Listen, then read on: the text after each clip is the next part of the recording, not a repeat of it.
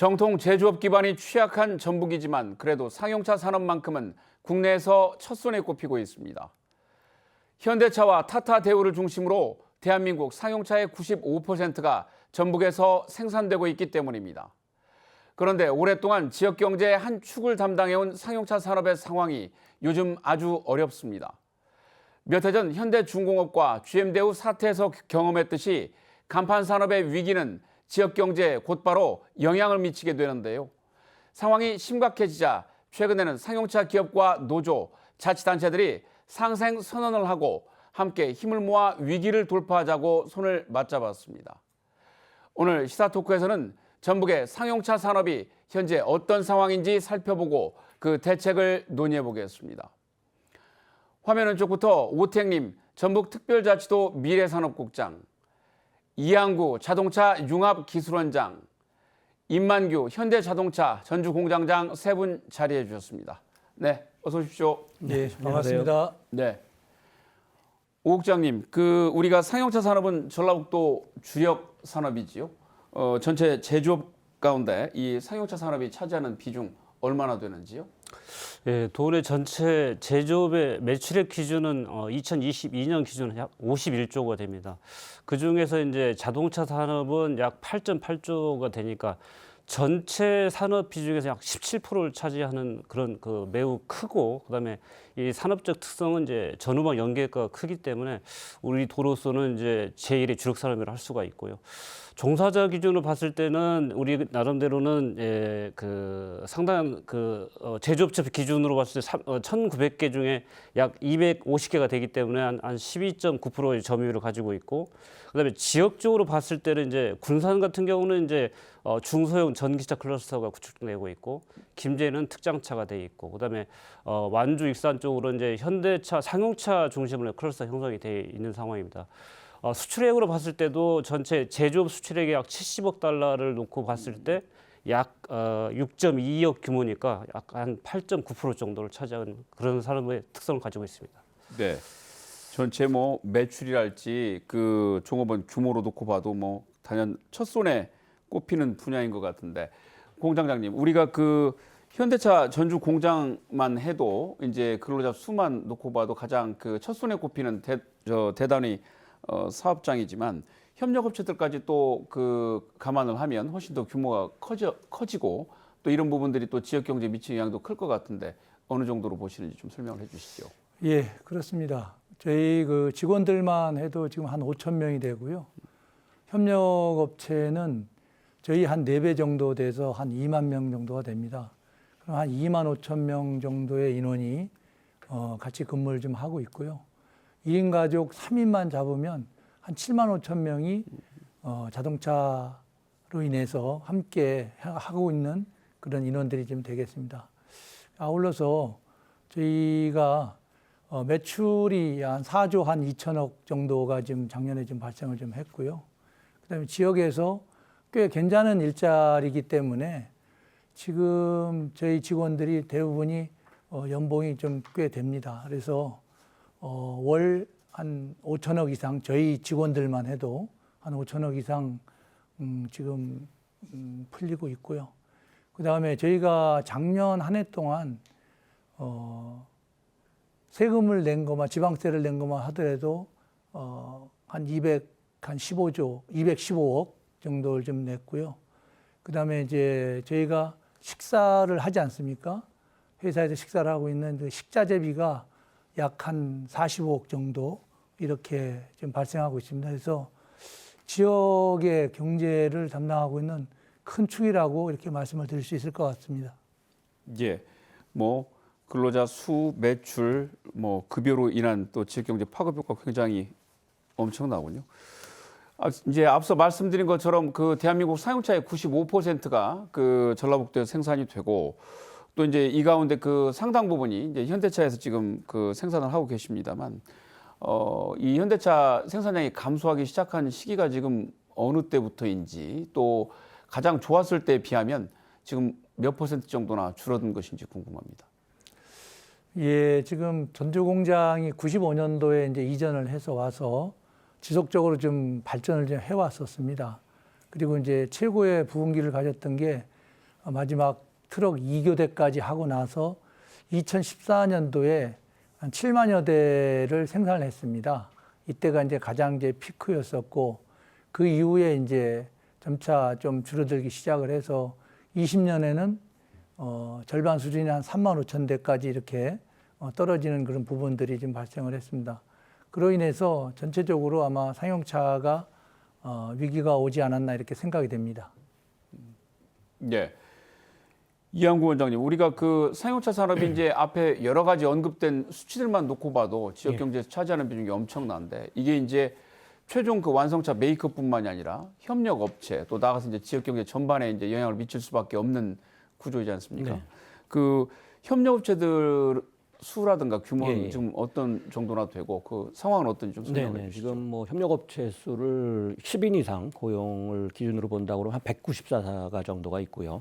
대신 1인 이상으로 또 확대해 본다면 한 572개사가 있습니다. 예.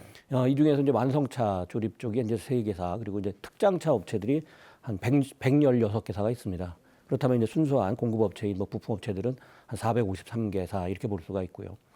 매출액 기준으로 볼 적에 이제 100억 이상들을 보통 이제 외부 감사 기업이라고 합니다. 예. 그런 기업들이 한 50개 정도 있고, 이 기업들이 좀 성장세를 좀 주도해 나가고 있는데, 뭐 어렵기는 상당히 지금 다 그렇습니다. 그리고 저희가 이제 연구개발 투자를 할 수 있는, 그것도 이제 어떻게 보면 국내에 한 300여 개 우수 연구개발 투자를 하는 기업들이 있는데, 이 중 이제 전국에 약 한 10여 개 이상이 지금 집적해 있습니다. 그리고 이들 업체가 대신 연 한 110억 정도의 연구개발 투자를 하고 있고, 그렇더라도 한 전국의 300개 중에서는 또 이런 연구개발 인력이 전국에 한 180여 명 있습니다. 순수한 연구개발 인력입니다. 근데 울산과 비교하더라도 적은 수는 아니죠. 울산이 예. 지금 수도권으로 많이 지금 연구 시설들이 올라가 갖고 예. 한 200여 명 됩니다. 상용차에 특화해 있다 보니까 그나마 또 협력업체들도 이런 연구개발 투자를 좀 증대하고 있는 그런 상황입니다. 그 제가 갑자기 문득 든 생각입니다만은, 예전에 그 현장에서 보면 협력업체들 같은 경우는 근로자들이 이제 야근이라든가 그 주말 특근 같은 걸 통해서 이제 급여를 또 추가로 확보를 해야 또 생활이 이제 상당히 그 안정감을 유지를 하는데, 이렇게 이제 메이커들의 일감이 줄다 보면 그 협력업체들도 그 가동 상황이 이제 시간이 좀 줄어들고, 네. 이러다 보면 숙련공들이 또 공장을 많이 떠나는 그런 문제들이 있더라고요. 그래서 이제 사업주들이 상당히 고민을 많이 하던데, 네. 최근에 그런 혹시 상황 감지를 하고 계십니까? 네, 뭐 전국적으로 이러한 연구개발 전문 인력들이 수도권 집중 현상은 지금 심화되고 있습니다. 그래서 정부에서도 뭐 지역 대학들을 좀 더 육성하기 위해서 뭐 RIS나 RIS 이 사업 등과 같이 예. 이러한 이제 전문 인력들을 지역 대학에서 육성할 수 있는 지원책들을 강구하고 있는데, 요즘에 뭐 소위 MZ 세대들이죠. 이 MZ 세대들이 수도권으로 자꾸 이직을 하다 보니까 정부의 지원에도 불구하고 전문 인력들은 좀 절대적으로 좀 부족한 그런 상황들이 지금 진행이 되고 있습니다. 그렇군요. 네, 이제 이 같은 상황이 빚어진 그 원인은 무엇이고 또 그 돌파구를 어떻게 찾아야 할지 좀 살펴볼까 싶습니다. 상용차도 최근에 보면 이제 수입 차량이 꽤 늘고 있는 것 같습니다. 뭐 일부 그 버스 같은 경우는 전기 버스가 또 수입차가 절반에 또 육박한다라는 그런 기사도 있었던 것 같고, 뭐 당장 전주에서만 해도 지난해 중국산 그 전기 버스 도입 문제로 상당히 또 진통을 겪기도 했는데요. 이게 우리의 기술력 문제인 것인지 아니면 가격 경쟁력의 문제인 것인지, 또 국내 시장 상황이랄지 해외 시장 상황이랄지 차종에 따라서 또 여러 가지 그 측면에서 들여다볼 수 있는 부분인 것 같습니다. 사용차 산업의 위기와 또 현재 상황 어떻게 진단해야 할지 궁금합니다. 공장장님, 예. 예, 이게 아마 기후 변화를 아마 들어야 될 것 같습니다. 기후 변화로 인해서 전체적으로 이제 사용하는 에너지가 내연기관에서 전기나 연료전지 쪽으로 좀 가야 되는 부분이 있고요. 이로 인해서 이제 정부도 2050년까지 탄소제로 아리백을 좀 하기로 했고요. 우리 회사 같은 경우에는 2045년까지 이를 달성하는 목표를 가지고 있습니다. 이렇게 진행이 되다 보니까 전체적으로 중국 같은 경우에는 계획 경제를 통해서 내연기관에서 힘든 부분들을 일찍부터 전기차로 전환을 시키는 부분을 좀 있었고요. 그러다 보니까 이제 배터리든지 이런 부분들이 싸고 좀 질이 좀 안 좋긴 하지만 그래도 좀 싸고 이렇게 성능이 좀 저희 3분계 배터리에 비해서 한 7, 80%까지 올라오는 그런 상황까지 이제 좀 되고 있는데요. 이런 부분들이 중국 내에서 내수 시장을 좀 진작을 시키고 내수가 폭발적으로 늘어나면서 이 부분들이 이제 수출로 이어집니다. 수출에 이어지면서 결국은 싼 가격을 가지고 우리 회사라든지 이런 부분들과 같이 경쟁을 좀 하게 돼 있고요. 그런 그 싼 시장을 바탕으로 해서 경쟁을 하다 보니까 전체적으로 우리가 설 자리가 좀 좁아지는 부분이 없지 않아 있습니다. 그래서 이를 개척하고 하기 위해서는 전기차보다 우리가 훨씬 더 좀 능력도 있고 좀 개발도 먼저 시작한 연료전지 분야를 가지고 진행을 해야 되지 않을까 이런 생각을 좀 해보고요. 이 부분이라면은 지금 중국보다는 좀 더 앞서갈 수 있는 부분들이 있기 때문에 자신 있게 진행을 할 수 있을 것 같습니다. 네. 예. 원장님 어떻게 보세요? 네, 뭐 중국 자동차 산업하면은 초기에는 상용차 중심으로 많이 육성을 해왔습니다. 왜냐하면 네. 중국이 뭐 공산주의고 개인 자가용 소유들을 한 초기에는 이제 금지를 했기 때문에 상용차 산업의 역사가 이제 상당히 길죠. 거기에다가 이제 정부가 21세기 들어와 갖고 좀 전에 말씀하신 이제 전동화 쪽으로 적극적으로 이 전환을 시켰습니다. 본인들은 이제 내연기관 쪽에서는 도저히 뭐 경쟁이 안 된다. 그래서 결국 전기 동력으로 해서 도약 전력을 가져가겠다. 이런 전략을 가져간 거죠. 그래서 지금 한 20여 년이 지났는데 뭐 세계 전기차 시장 거의 70%를 이제 중국이 장악하고 있고 또 최근에는 수출이 많이 늘어납니다. 중국 내에서 이 공급 과잉 현상이 나타나다 보니까 결과적으로 수출해서 올해 500만 대가 넘어갑니다. 뭐 작년에도 우리보다 훨씬 많은 수출을 했고 그렇다면 네. 거의 우리 수출 물량의 한 2배 가까이를 이제 수출하고 있고 거기에서는 그 전기차가 차지하는 비중이 작년에 120만 대, 올해는 뭐 150만 대를 훨씬 넘어갈 걸로 봅니다. 이렇다 보니까 이제 새롭게 창출되고 있는 전기동력 시장에서 중국이 이제 시장을 선점했고 또 아까 경쟁력 말씀도 하셨지만 지리적으로 우리나라가 굉장히 가깝습니다. 그러다 보니까 수출하는데도 뭐 물류 비용도 상대적으로 싸고요. 예. 관세를 또 지불하더라도 지금 중국이 가격 경쟁력을 규모의 경제에서 워낙 확보를 했기 때문에 우리가 진짜 가격 경쟁을 하기는 굉장히 어려운 그런 상황들이죠. 불과 몇 년 전에 뭐 중국 중형 전기 버스들이 들어와서 품질이 나빴기 때문에 또 AS망도 없었기 때문에 결국 철수를 했지만 지금 들어오고 있는 이런 상용차들은 이제 우리 업계 상용차와 어깨를 견줄 수 있는 그러한 그 경쟁력을 갖고 있기 때문에 우리가 좀 더 이러한 상용차 시장에 정부도 또 기업도 많은 투자를 해야 되는데 특히 정부의 좀 종합적인 지원 정책이 절실히 필요한 시점이라고 봅니다. 그렇군요. 예. 오 국장님. 그 전체적으로 이제 그 우리 임만규 공장장님하고 우리 이한구 원장님 말씀해 주신 것처럼 이제 가격 경쟁력하고 이제 품질 경쟁력, 소위 이제 기술 경쟁력 이런 부분이 우리가 경쟁 우위를 점하는 부분이 조금 미진하지 않았느냐가 이제 그 기본적인 원인이라고 할 수가 있고요. 그렇게 하다 보니까 이제 아까 이야기 나온 대로 이제 저가 보급형의 중국산 버스가 시장을 잠식을 하고 있고 그리고 수출 물량은 또 감소를 하고. 그다음에 또 대형의 부가가치가 높은 분야는 이제 그 글로벌 메이저사가 시장을 또 잠식을 하고 그 내후 외환 같은 이런 그 상황이 연출되다 보니까 이제 결론적으로 이제 우리가 생산 물량이 떨어지고 가동률이 떨어지게 되는 뭐 그런 그 결과가 나온 것 같습니다. 다만 지금 이 시기에서 국제적으로 봤을 때 우리가 그 나가야 할 방향은 또 그렇게 된다고 하면 없느냐? 이제 그건 또 아니라고 생각을 합니다. 전기차를 중심으로 친환경에서 전환 문제가 자동차 산업의 화두고 특히 이제 독일 같은 경우는 이제 전자 쪽이 워낙 약하다 보니까 그런 부분이 조금 미진하고 있다라는 걸 그 반면교사 삼아 보고 중국산 버스가 저렇게 약진을 했던 그런 여러 가지 배경들을 한번 살펴본다고 치면 우리한테 적용 가능한 어떤 그 영역이 있을 것이고 그 부분을 우리가 찾아내고 만들어 나가는 그런 과제가 있을 거라고 생각을 하고 있습니다. 예. 우리가 뭐 좀 다른 업종이긴 합니다만 태양광 같은 부분도 사실은 그 중국이 비슷한 그 패턴의 그 시장 접근법을 해 오면서 세계 시장에 굉장히 많은 영향력을 지금 행사를 하고 있는 것으로 알고 있는데 자동차도 이제 그 규모의 경제를 통해서 뭐 가격 경쟁력 또 일정 기간 또 기술을 축적하면서 선두업체들에 또 상당히 근접하는 그런 형태로 지금 가면서 이제 우리가 좀 어려움을 겪는 것 같습니다. 그 최근에는 이제 코로나19 이후에 그 버스의 대폐차 차량을 지금 연장하는 그런 방안도 좀 추진이 되고 있다고 하죠. 아무래도 법적으로 이제 이걸 완화를 해줄 경우에 그 관련 제조업체라든지 산업 분야에서는 그만큼 이제 수요가 또 줄어들 수밖에 없는 상황이어서 더 어려워지지 않을까 싶은데 어떤 상황인지 또 이런 방향 흐름 어떻게 보시는지 궁금합니다. 원장님 말씀해 주시죠. 네, 뭐 최근에 자동차 산업 전반으로 내구성이 좋아진 건 사실입니다. 그렇지만 이 승용차와 상용차는 엄격히 구분을 해야 됩니다.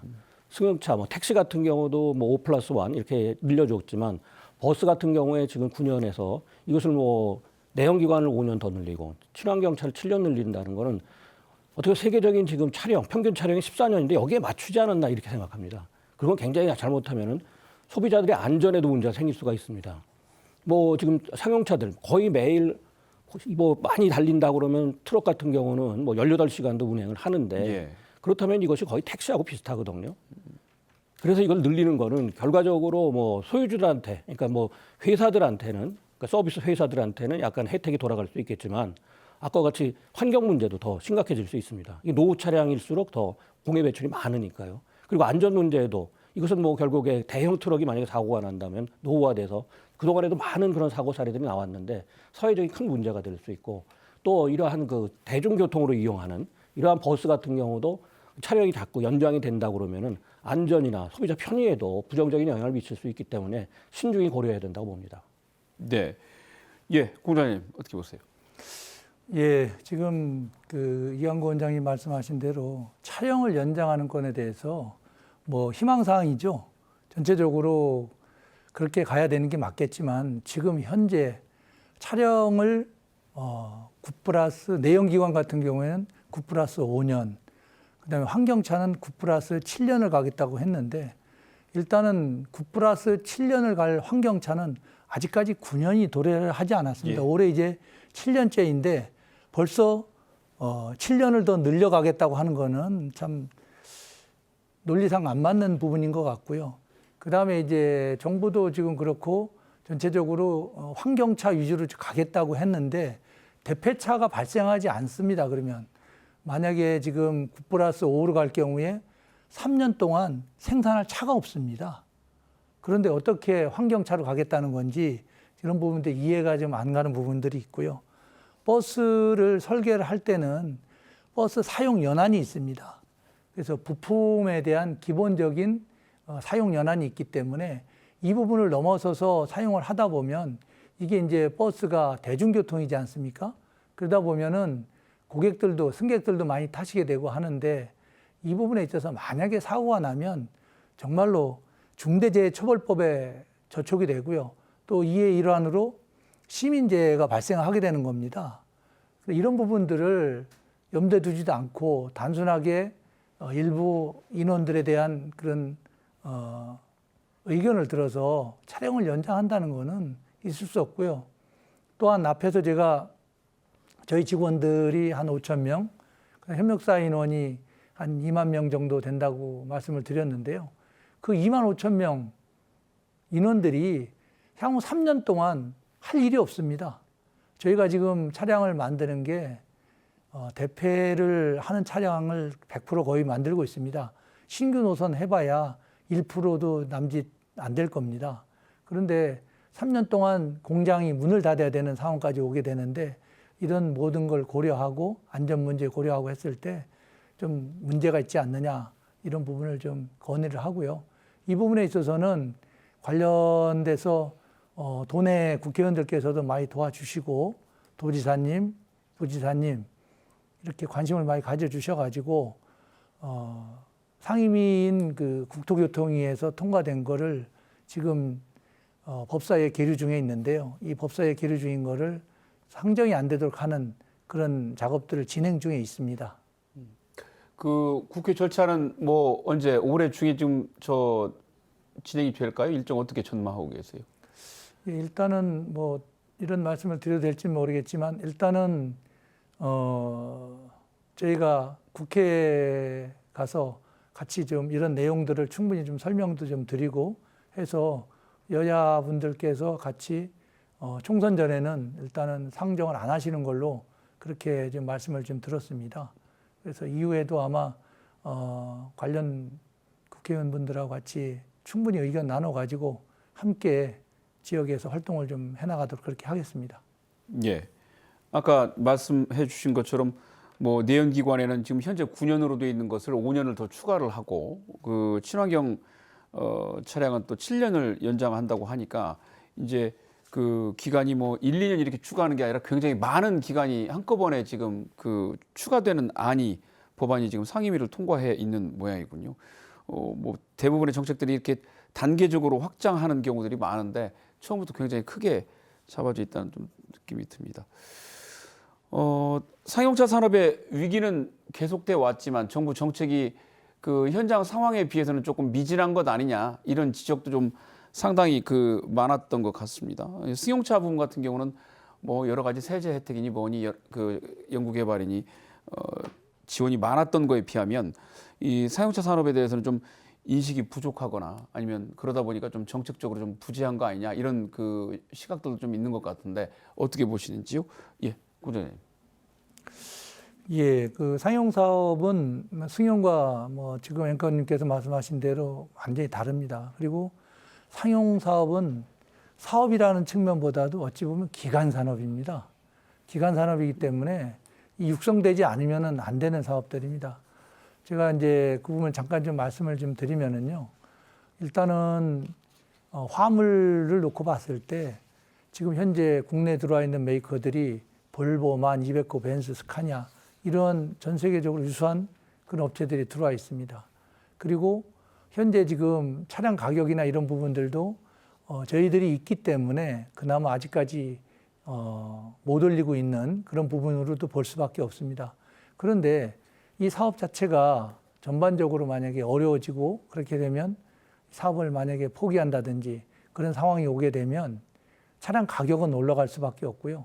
차량 가격이 올라가면 물류비는 올라갈 수밖에 없고 물류비 올라가면은 결국은 물가 올라가게 돼 있고요. 물가 올라가면 인플레 오는 거고 결국은 그래서 이제 이 사업이 기간 산업이라고 명명화도 되는 겁니다. 그리고 버스 같은 경우에도 역시 차량 가격 올라가면 버스 운임이라기보다 버스비가 올라가게 되죠. 버스비 올라가면 지자체에서 또 결국은 그 많은 부분에 세금으로 또 충당을 해야 되는 부분들이 발생할 거라고 판단이 됩니다. 그렇기 때문에 현재 하고 있는 산업을 단순하게 그냥 기업이나 이런 데 맡겨서 될 건 아니고 전반적으로 기간 산업이라는 인식을 가지고 함께 만들어가는 그런 부분의 노력들이 필요하다고 생각을 합니다. 예, 원장님. 네, 그 상용차 산업이 세계 자동차 시장에서 차지하는 비중이 약 25%입니다. 우리가 좀 기형적으로 상용차 산업을 육성하지 못하다 보니까 우리는 한 4%밖에 안 되고 있는데 앞으로 그렇게 보면은 성장 잠재력은 굉장히 막대한 산업입니다. 예. 좀 전에 말씀하셨듯이 뭐 국방이나 우리 또 서민들의 이동 이런 굉장히 중요한 산업인데 우리가 그동안에 육성을 못하면서 중국이 바짝 쫓아오고 있기 때문에 좀 더 긴장해서 우리는 이 상용차 산업의 경쟁력을 강화해야 될 수밖에 없는 그런 상황입니다. 뭐 승용차로 우리가 말씀드리면은 세계 승용차 시장에 우리 국내 완성차 업체들이 한 10%를 차지하고 있는데 예. 중대형 트럭 시장에서는 2%밖에 안 됩니다. 그렇다면 또 우리가 기술 개발을 열심히 하고 또 전문 인력도 양성을 해서 경쟁력을 확보만 한다면은 뭐 우리는 항상 내수 시장은 한계가 있습니다. 그렇기 때문에 전 세계 시장을 놓고 볼 적에는 이 수출 잠재력도 막대하다고 보기 때문에 이제라도 늦지 않았습니다. 지금은 더군다나 이제 내연기관에서 친환경 쪽으로 특히 우리가 이 수소 연료전지 쪽은 선점을 했기 때문에 네. 이런 쪽에 투자를 효율적으로 하면서 뭐 가장 큰 건 어떻게 보면은 이 지원 금액을 늘려야 됩니다. 전 세계적으로 이 자동차 산업의 R&D 투자가 1년에 170조 원입니다. 근데 우리 같은 경우가 한 10조 원, 많이 늘어나서 작년에 10조 원을 돌파했는데 뭐 완성차 쪽이 거의 한 70%를 차지합니다. 그러다 보니까 부품업계들도 지금 굉장히 어려운 상황이고 또 이것이 양산 품목이 아닙니다. 상용차라는 건 주문 생산해야 되기 때문에 다품종 소량으로 간다는 거죠. 그럼 여기에 맞는 정책들이 이루어져야 되는데 우리는 이제 승용차 산업 정책에 맞추다 보니까 상대적으로 이 상용차 산업 정책에는 조금 소홀히 했던 것은 사실입니다. 지금이라도 전환기에 또 앞으로 우리가 이런 중국의 위협에 효율적으로 대응하기 위해서는 결과적으로는 상용차 산업에 대한 연구개발 투자도 지원을 확대하고 또 우리가 이제 7월 1일부로 발효되는 미래차 특별법 이것이 미래차 특별법이란 내용은 부품업체 지원입니다. 그렇기 때문에 이런 것을 상용차에 좀 더 초점을 맞춰서 정교화할 수 있는 그러한 정책적인 지원이 필요하다고도 봅니다. 예, 예. 예, 오태근의 국장님. 정부의 자동차 정책은 이제 규모라든가 경쟁력, 그다음에 투자 효율성 측면에서는 이제 수용차 위주로 그 투자가 진행돼 왔다는 건 사실이고요. 다만 이제 2016년에 이제 그 배출가스나 미세먼지 이런 그 환경 이슈가 대두가 되면서 상용차 산업에도 이제 투자가 이제 그 본격 그 진행이 됐다라고 우리가 이제 보고 있고요. 우리 정부의 산업 육성 정책은 저희가 볼 때는 한 3가지 정도로 가고 있다고 보고 있습니다. 첫 번째로는 친환경차 전환 그 기술 개발 투자하는 문제, 두 번째는 친환경차 보급하는 문제, 세 번째는 그 환경 규제를 피하기 위한 규제 샌드박스를 만들어 가지고 이제 신시장을 창출하는 아마 3가지 영역이라고 할 수가 있고요. 첫 번째 친환경차 기술 개발 관련해서 우리 도에서는 이제 그 친환경차 미래 생태 구축이라는 약 1,580억 규모로 예탁급 사업을 지금 현재 하고 있고, 그다음에 지하트가 이제 주관해 가지고 이제 자율주행 시험장 현재 3단계가 진행 중입니다만 여기도 약 한 1,200억 정도가 투자되고 있는 이 부분이 나름대로는 기술 개발에 대해서 이제 맥을 같이 하는 부분이 있고, 순도비 사업으로 이제 부품 개발이라든가 이제 경쟁력 강화, 이런 국산화 이런 부분도 이제 그 사업을 진행하고 있습니다. 그리고 이제 보급 관련해서는 이제 환경부가 연간 예산을 한 1.7조 정도를 쓰고 있는데 경쟁력 향상을 위해서는 아까 말씀드린 것처럼 이제 2차 전지 특화 단지 이제 이런 부분을 어떻게 그 상용차 경쟁력으로 연계시킬 수가 있겠냐, 이 부분에 대해서 이제 상당히 이제 깊게 우리가 그 들여다봐야 될 거라고 생각을 하고 있습니다. 아시겠지만 이제 배터리 자체가 전체 차량 부하가치 약 42% 차지를 하고, 그리고 또 부피하고 무게 문제가 있기 때문에 만약에 그 완성차 업체가 있다고 치면, 전기차를 간다고 치면 그 완성차 옆에 배터리 공장이 셀 업체가 와야 된다는 것이 이제 최근의 트렌드이기 때문에 그런 부분을 좀 어떻게 연계시켜서 좀 할 수가 없을까? 요걸 저희 도에서도 좀 상당히 깊게 생각을 좀 하고 있는 부분이 있고요. 그다음에 아까 말씀드린 이제 규제 샌드박스 관련해 가지고는 이제 우리가 친환경 자동차 분야가 저희 전라북도 특화 분야입니다. 현재 4개 과제를 진행 중에 있고, 이런 과제를 통해서 실증 상용화 과정을 거쳐 가지고 이제 시장을 창출 노력도 같이 해 나간다고 치면 우리 그 친환경차 전환은 물론 상용차 정책을 우리 도 주관으로 좀 수립하는 그런 역할이 우리가 할 수 있는 하는 것이 아니냐, 이렇게 생각을 하고 있습니다. 예, 예. 그 아까 저기 원장님 잠깐 언급해 주셨습니다만, 공장장님, 그 우리가 승용차는 뭐 예를 들면 그 차종이 그렇게 많지 않습니다만 현대차 그 전주 공장에서 지금 크게 보면 버스하고 트럭을 생산하고 있습니다만, 그 안으로 들어가 보면 지금 굉장히 많은 차종들이 있지 않습니까? 몇 종이나 되고 주로 어떤 차종들인지 간단히 한번 설명을 좀 해주시죠. 예, 트럭 같으면 이제 크게 보면 이제 2.5톤급, 그 다음에 5톤급, 그 다음에 대형 트럭, 이렇게 지금 한 3종으로 나눠볼 수 있는데요. 실질적으로 이제 대형 트럭만 하더라도 그 종류로 따지면, 용도를 가지고 있는 종류로 따지면 엄청난 종류가 가지고 있습니다. 한 300여 종 되는데요. 이런 부분들에 대한 것도 이제 일부 좀 단순화시키고 좀 해야 될 부분들도 좀 있고요. 그다음에 버스 같은 경우에는 48인승인 이제 카운티급, 그다음에 시내버스, 그다음에 고속버스, 고속관광 사용하고 있는 그런 부분들이 있고요. 그래서 이제 좀 더 이제 부가가치 있는 그런 차들을 좀 더 좀 만들어 가야 되는 그런 과정이 있다고 보시면 될 것 같습니다. 네, 아까 저기 원장님께서 연구개발에 대한 지원 언급해 주셨습니다만, 차 종이 많은 만큼 부품도 또 제각각일 수밖에 없기 때문에 그렇습니다. 그런 부분에 대한 연구개발 필요성 굉장히 또 중요하겠군요. 네, 맞춤형 연구개발 제도가 시스템이 구축이 되어야 됩니다. 예, 예, 예.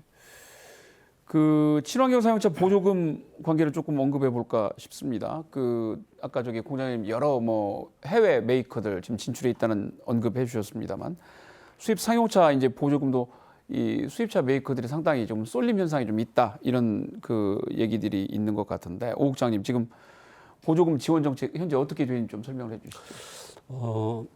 전체 그 세계 상용차 시장 규모는 약 2,500만 대 규모로 보고 있고 전 세계 그 친환경 상용차 보급비는 약 1% 정도 보고 있습니다.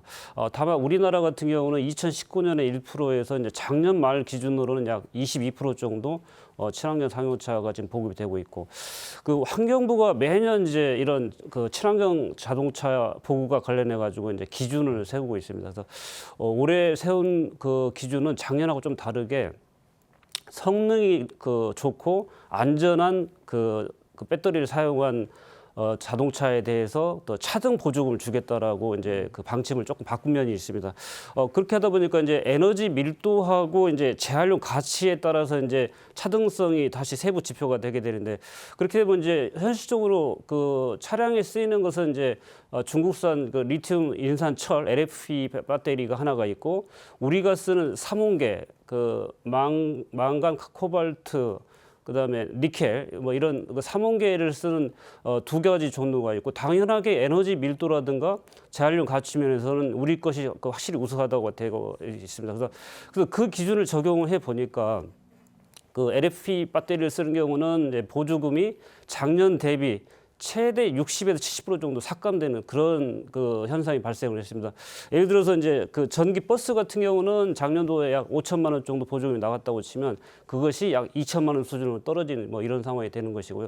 요건 당연하게 이제 우리가 삼원계를 쓰기 때문에 우리 전기 버스에서 상당히 제도적인 경쟁력을 확보할 수가 있었다라고 할 수가 있는 것이고요. 우리 같은 경우는 이제 그 보조금 액수는 이제 변동이 없습니다. 그 작년하고 똑같이 이제 약 중형은 최대 5천만 원, 그다음에 대형은 최대 7천만 원 정도가 되어 있습니다.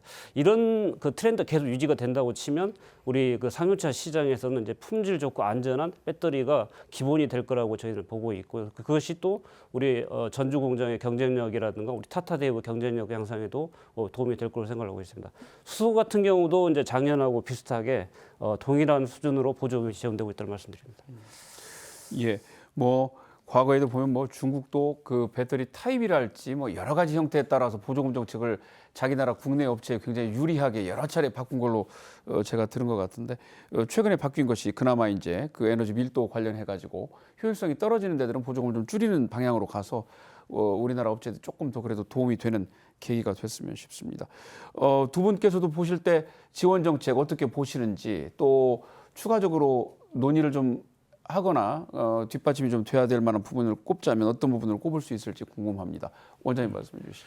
현재 구매 보조금은 이제 승용차 중심으로 가다가 이제 각 구매 지원 금액이 점차 떨어지고 있는 그런 상황이고요. 예.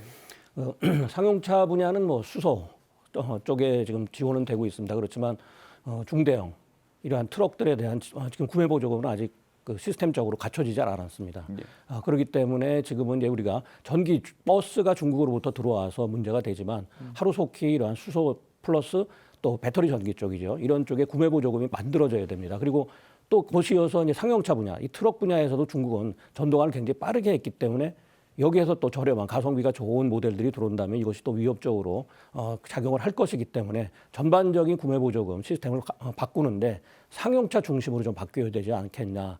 워낙 가격이 높습니다, 상용차는. 그리고 천차만별의 이 모든 상당히 다양한 모델들을 갖고 있기 때문에 예. 좀 더 금액을 높이고 또 총량이 문제입니다. 전체적으로 좀 이 총량이 결정이 돼야 결과적으로 이 전동화도 상용차 쪽에서 빠르게 갈 수 있기 때문에 이런 상용차 구매 보조금 제도를 좀 더 보완하는 쪽으로 정책이 만들어져야 된다고 봅니다. 중대형 트럭에는 아직 그런 보조금이 제도화되지 않은 모양이에요. 네, 수소 쪽만 지금 있지 배터리 전기 쪽은 아직 부재합니다. 예, 예. 알겠습니다. 예전에 보면 뭐 대형 트럭들이 지금 뭐 친환경 트럭들 같은 경우에는 수억 원씩 가기 때문에 예를 들면 그 보조금을 통해서 모든 뭐 정책들이 그렇습니다만 초창기에 보조금을 통해서 진입 장벽을 낮춰주지 않으면 산업적으로 성장할 수 있는 그 토대를 구축하는 것이 굉장히 어려운데 그런 부분이 조금 보완해야 될 부분이 있는 모양이군요. 예, 공장장님 말씀해 주시죠. 예, 지금 오택민 국장이 말씀하신 대로 지금 전기차 같은 경우에는 상호 경쟁하에서 중국의 인산철 배터리보다 저희 그 삼원계 배터리의 보조금이 전체적으로 지급이 되는 이런 부분들에 대해서는 상당히 고맙고 감사한 일입니다. 그리고 상호 경쟁하에서 이런 부분들이 많은 도움이 좀 되고요. 그렇지만 이제 저희는 앞서서 말씀드렸지만 중국의 그 전기차와 우리 그 연료전지의 이제 싸움이 될 거라고 판단을 합니다. 그래서 앞으로는 전기차에 대한 배터리 부분에 대한 부분을 하는 것도 좋지만은 이것 외에 수소연료전지 쪽에 집중적인 그런 지원이 됐으면 좋겠다 하는 말씀을 좀 드리고요. 특히 이제 수소연료전지 같은 경우에는 인프라 구축이 중요합니다. 지금 충전을 하러 가야 되는데 뭐 몇 킬로씩 그렇게 가서 충전을 해가지고 다시 돌아오고 이런 부분이 있어서 사실상 사용상의 그 불편함이 많습니다. 그리고 공차를 운행을 하다 보니까 공차에 대한 보조금도 좀 지급을 좀 해야 되는 그런 부분들도 좀 있고요. 그래서 빠르게 좀 충전 인프라를 구축을 좀 해야 되지 않을까 싶습니다. 그래서 최근 들어가지고 SK ENS라든지 저희 그 코하이젠이라든지 이런 부분들에서 액체, 기체 쪽에 충전소를 지속적으로 좀 하고 있지만 이 부분에 있어서 일부 기업들에만 맡겨놓을 게 아니고 정부도 좀 더 관심을 가지시고 충전 인프라 구축하는데 좀 더 많은 노력을 좀 기울여 주셨으면 좋겠다는 말씀을 좀 드리겠습니다. 우리가 이제 그 다른 분야에서도 산업의 그 패러다임이 전환할 때 여러 가지 이제 선택지가 있을 수 있습니다만 어느 길을 선택하느냐에 따라서 이제 그 세계 글로벌 시장을 선도할 수도 있고 아니면 조금 흐름에서 멀어지면 굉장히 어려움을 겪을 수도 있는데 우리가 지금 승용 부분에서는 그 아까 말씀하신 3원계 배터리를 중심으로 굉장히 높은 기술력을 지금 자랑을 하고 있는데 다른 지금 나라나 그 메이커들이 상당히 전동화에 지금 많이 상용도 전동화에 지금 공을 들이는 거에 비해서 우리는 지금 수소 연료 전지에 굉장히 그 공을 많이 들이고 있는 형태입니다. 이제 그런 와중에 지금 중대형 트럭도 일부 이제 다른 메이커들은 전기 배터리를 운영하는 트럭들이 지금 나타나고 있는데 이런 부분이 지금 전망을 향후를 어떻게 해야 될 것인지 문제는 없을지 조금 우려되는 마음도 좀 있는 것 같습니다. 설명을 좀 해주시죠, 공장님. 예, 아마 이제 화물 쪽은 저희들이 보고 있는 건 이제 전기는 아니라고 지금 판단을 좀 하고 있고요. 왜 그러냐면 이제 화물이라는 것이 내용에 따라 가지고 냉장 부품들, 냉장 식품이라든지 뭐 냉동 식품들도 있을 수 있고요. 시간을 다투는 것들이 있는데 이게 이제 충전을 해야 되는 시간들이 좀 필요하지 않습니까? 그랬을 때 적절성에서 보면 주행 거리나 이런 면에서 보면은 전기는 조금 좀 사용자 측면에서 봤을 때 어렵지 않느냐. 그러면 결국은 화물은 결국 수소로 가야 되지 않느냐. 이런 판단을 좀 하고 있는 거고요. 그렇기 때문에 수소 부분에서 어떻게 하면은 지원을 좀 통해서 만들어 갈 건가. 이런 부분들. 특히 이제 중국도 그렇고 미국조차도 IRA를 통해서 자국 산업을 보호하는 그런 부분들을 하고 있지 않습니까? 그래서 저희들도 수소 차량이다 그러면 그냥 기업에 그건 뭐 현대가 알아서 해야지 이런 개념보다는 좀 더 관심 가지시고 정부에서도 좀 관에서도 적극적으로 함께 만들어가는 그런 환경이 좀 필요하지 않나 이렇게 생각을 해봅니다. 예, 원장님. 예. 네, 지금 뭐 중국이 전동화에 세계 주도를 하고 있습니다. 근데 전동화는 이제 두 개로 나눠볼 수 있습니다. 우리가 배터리 전기 쪽하고 수소 연료 전지 쪽인데 중국 정부가 이미 2030년에 자국 내에서 수소 전기차를 100만 대 보급하겠다 이런 목표를 가지고 있습니다. 우리보다 굉장히 높은 수준입니다.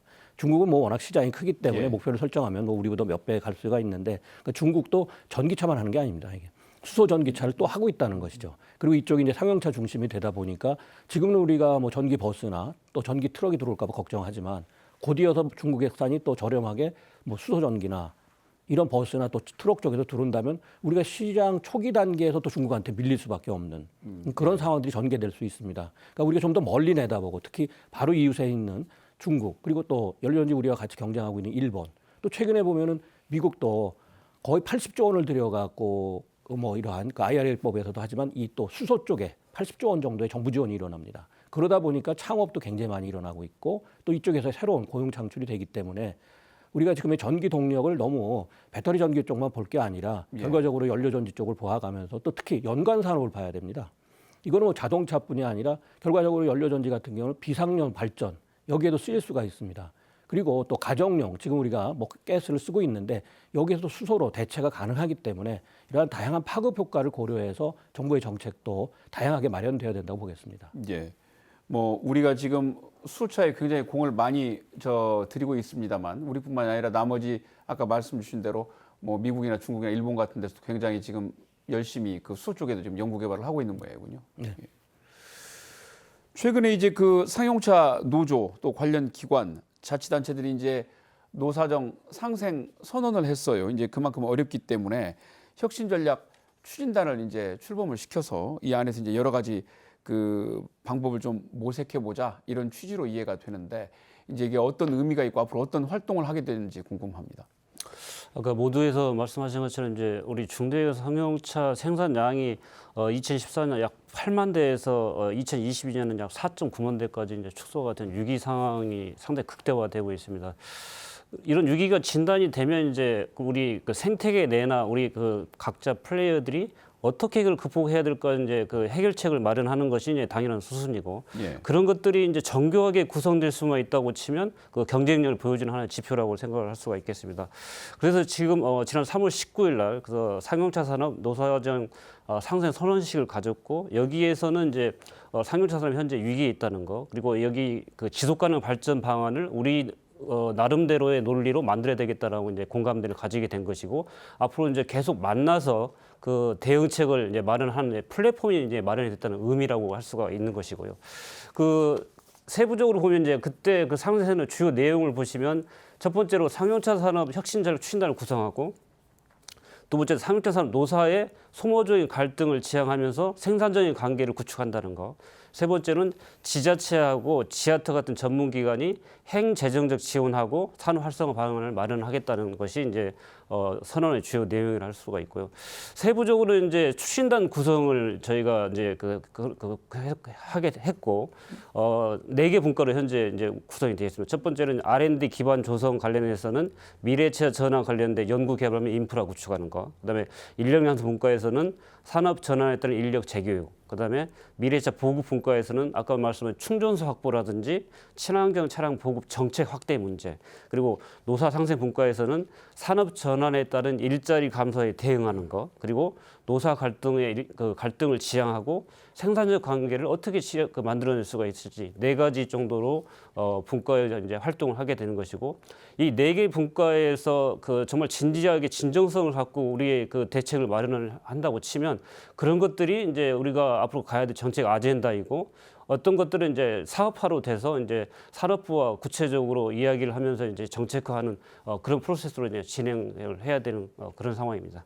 앞으로 그 내용들을 구체화할 수 있도록 도에서 좀 최선을 다해 노력할 과정이 있다는 말씀드리겠습니다. 예, 알겠습니다. 좋은 그 아이디어들, 지혜들이 잘 모아져서 뭐 지금보다 좀 나은 어떤 개선안들 뒷받침할 수 있는 것들이 좀 잘 나왔으면 좋겠습니다. 네, 이런 그 상용차 산업 노사정에 거는 기대 두 분 어떻게 보시는지요? 네, 원장님. 뭐 모든 정부에서 이 자동차 산업의 안정을 위해서는 노사정 간의 합심이 필요하다 이렇게 지금까지 봐왔습니다. 그리고 지난 정부에서도 수년간의 노사정위원회를 꾸려갖고 진행을 하려는데 솔직히 성과를 별로 없었습니다. 왜냐하면 노측에서 참여가 좀 부진했었습니다. 그렇지만 이번에는 그 우리 전북 특자도의 이 노사정은 양대 노총이 다 참여를 하고 있습니다. 그래서 어떻게 보면 중앙정부 그리고 각 지자체에서는 가장 먼저 이런 노사정이 결국 상용차 산업 경쟁력 강화를 위해서 합심을 하고 있다. 이런 데서 의미를 찾을 수가 있습니다. 상당히 이 노측에서도 초기부터 이 협조적으로 나왔기 때문에 또 이러한 출범을 하게 됐고 결과적으로 이제 안정된 노사정을 바탕으로 해서 협력업체까지 참여하는 예. 이러한 지금 그 범위가 확대되고 있습니다. 저도 며칠 전에 이제 금속노조라는 본부에 가서 설명회를 하고 왔습니다. 과연 전북 특자도의 이 노사정이 어떤 움직임을 가지고 있고 또 그렇다면 좋은 의미에서는 앞으로 이러한 노조도 적극적인 협조가 좀 이루어지지 않나 이렇게 봅니다. 특히 이러한 전환기 쪽에서의 이러한 노사정의 안정은 굉장히 중요한데 뭐 현대자동차 같은 경우도 이미 2019년에 그 노사 협의를 통해서 공동 세미나도 개최했고 예. 최근 뭐 무리 없이 또 특히 빠른 속도로 이렇게 전환이 이루어지고 있다는 것이죠. 그리고 그동안에 걱정했던 또 이러한 뭐 실업 문제죠. 만약에 뭐 이것이 전기차가 확대되면은 뭐 실업자가 양산되는 거 아니냐. 이러한 우려도 기업들이 적정하게 이런 인력 배치를 통해서 지금 큰 문제 없이 진행이 되고 있습니다. 그렇지만 제도적으로 또 이런 시스템적으로 노사정이라는 이런 위원회가 갖춰진다 그러면은 뭐 중앙정부에서도 이러한 우수 사례가 나타나면은 지원을 해야 되는 예. 그러한 의무도 가지고 있기 때문에 이번에 전북특자도에서 노사정위원회가 출범하고 이것이 이제 올 뿐이 아니라 계속해서 진행이 된다 그러면은 뭐 장기적으로도 이러한 상용차 산업 경쟁력 강화뿐이 아니라 우리 노사 관계에서 새로운 지평을 이뤄나갈 수 있는 이러한 계기가 됐다고도 보겠습니다. 예. 저 말씀해 주신 대로 우리가 노사정을 잘 운영을 해서 좋은 어떤 그 협치 모델 이런 것들을 개발하고 나면 중앙정부에 이러니 우리 좀 정책적으로 더 지원하고 관심을 좀 가져달라 이런 네. 얘기를 하기에도 굉장히 좋은 명분이 될 수 있겠군요. 예, 국장님. 예, 저희가 이제 통상적으로 노사 관계에 대한 이야기를 좀 많이 해왔었는데요. 이번에 이제 노사정이라는 이제 정부가 이제 특자도에서 같이 이렇게 해주시지 않습니까? 지금까지 사실은 산업 부분 이런 부분들에 대해서 많은 관심들을 두시고 하셨지만 자동차 산업이라든지 이런 부분들에 대해서는 아니 그거 뭐 그냥 대기업에서 알아서 하면 되지 이런 부분이었던 게 뭐 일정 부분 뭐 사실이기도 합니다. 그렇지만 특자도의 김관영 도지사님 그리고 관계되시는 여러 우리 군수님, 시장님들 함께 하시고 또 이런 부분에 전체적으로 노사가 회사 안에서 있다가 함께 이제 밖으로 드러나서 함께 할 수 있다는 그런 데 대해서는 정말 큰 의미가 있지 않느냐 이런 생각이 되고요. 결국은 이제 뭐 죄송한 말씀이 될지 모르겠지만 궁하면 통한다.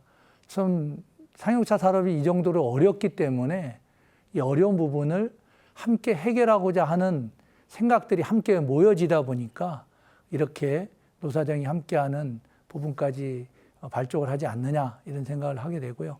이 부분이 오 국장님 말씀하신 대로 그 4개 부분에서 향후에 선언으로 그치는 게 아니고 지속적으로 시행을 해서 함께하는 그런 그리고 함께 발전하는 그리고 효과가 나는 그러한 노사정 관계가 됐으면 좋겠습니다. 예.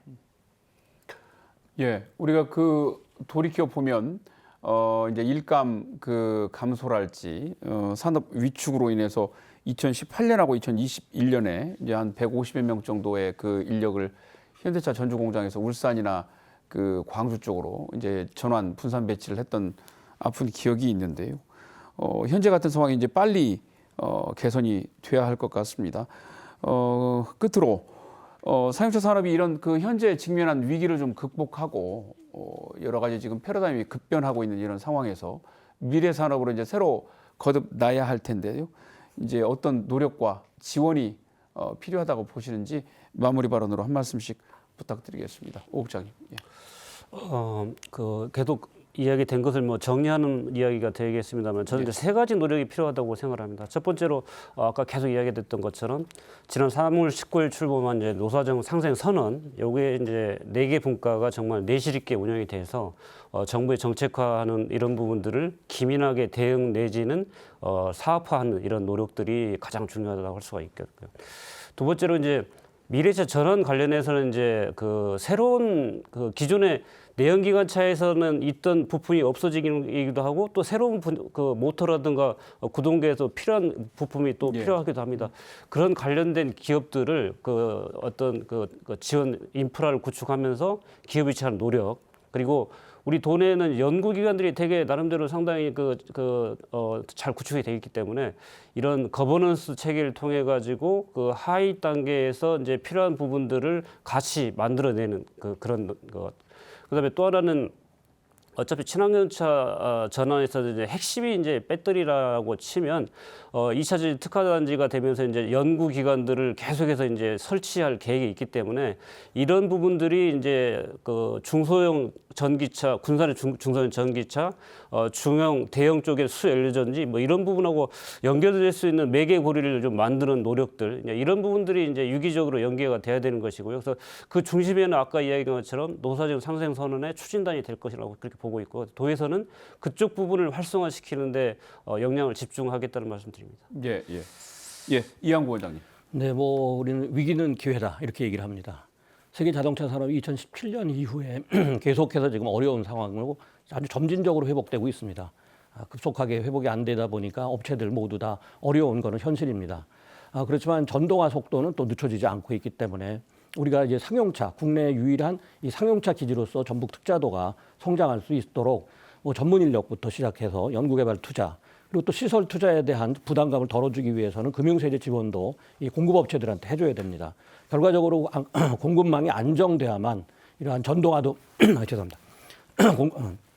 공급망이 안정돼야만 이러한 전동화도 이루어질 수 있고 또 협력업체들도 성장할 수 있다는 점에서 이러한 생태계 강건성 그리고 생태계 확장성도 우리가 이루어 나가야 합니다. 결과적으로 지금 위기를 기회로 살리고 또 어렵다고만 하지 말고 결과적으로 문제점을 직시하고 해결책을 찾아서 이런 전북이 상용차 산업을 기반으로 제조업 또 기반을 강화할 수 있는 그런 계기를 마련해야 합니다. 예, 공장장님.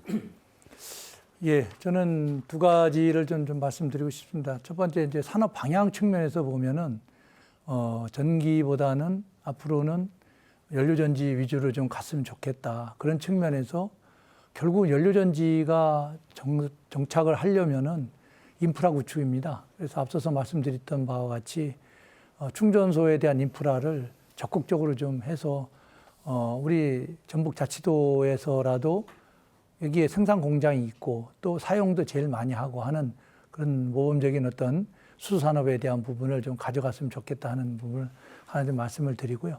또 하나는 저희 협력업체들이 상당히 좀 어려운 부분이 있습니다. 뭐 자금 흐름이라든지 이런 부분에 있어서 어려운데요. 특히 이제 뭐 대출 이자 부분이 아마 제일 어려움을 겪고 있는 부분일 거라고 생각이 됩니다. 이 대출 이자 부분에서 조금 더 우리가 특자도에서 그 신보라든지 이런 부분들하고 같이 함께해서 좀 할 수 있는 부분이 있다면 우리 협력사에 대한 부분을 좀 보완을 좀 해줬으면 좋겠다. 저희 협력사가 저희 전체적인 한 65%를 차지하고 있습니다. 즉 65%가 안정적으로 공급이 되면 65% 정말로 좋아진 부분인 거죠. 그래서 완성차 부분도 분명히 좋아진 부분이 있기 때문에 협력사에 대한 이런 자금에 대한 대출이자 이런 부분들을 좀 더 검토를 좀 해주셔가지고 예. 협력사가 안정되게 좀 운영이 될 수 있도록 그렇게 협조를 해주시면 감사하겠습니다. 예. 오늘 말씀 여기까지 듣겠습니다. 예. 상용차 산업은 지난 30여 년 동안 전북 경제의 가장 든든한 버팀목 역할을 해왔습니다. 이런 상용차 산업이 벌써 수년째 내리막길을 걷고 있습니다. 기업들의 효과적인 대응과 노사정의 긴밀한 협력, 그리고 정책적인 뒷받침을 통해 상용차 산업이 새로운 터닝 포인트를 마련할 수 있기를 기대해 봅니다. 오늘 시사토크 여기까지입니다. 함께해 주신 여러분 고맙습니다.